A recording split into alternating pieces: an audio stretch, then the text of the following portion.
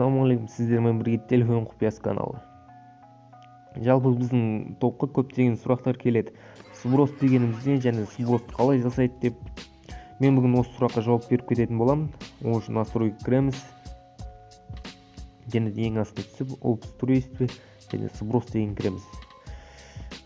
Сброс настройки, сброс параметр сетих и сброс данных деп тұр.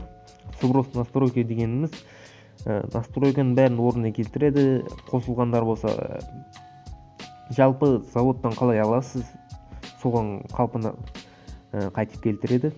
Ал сброс параметр сетих дейді. Бұл мысалға сізде мобильді данный немесе Wi-Fi істемей қалады, немесе Bluetooth-ыңыз қосылмай қалады. Сол кезде осы сброс параметр сетихті басып сброс жасап жіберсеңіз, сіздің бәрін орнына келтіреді, қалпына келтіреді. Және сетіңіз істей бастайды, Bluetooth-ыңыз да істей бастайды.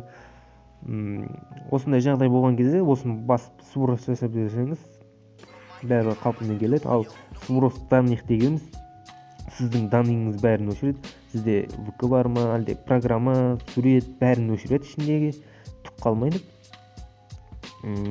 Егер сіздің телефоныңыз қатып, память толып, өзіңіз қол бастаса, осыны данныйды басып сброс жасап жүрсеңіз болады. Жасаған соң сізге өзіңіздің телефоныңызда аккаунтыңызды білуіңіз керек.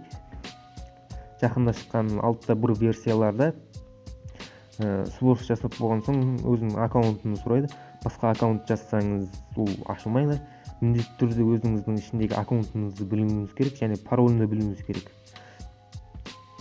Егерде пароліңізді ұмытып қалып неғып жатсаңыздар, жаңа пароль аккаунт ашып, тіркеп сброс данныйды жасап сброс жасасаңыздар болады. Сіздерге бүгін сброс түсіндіңіздер деп ойлаймын.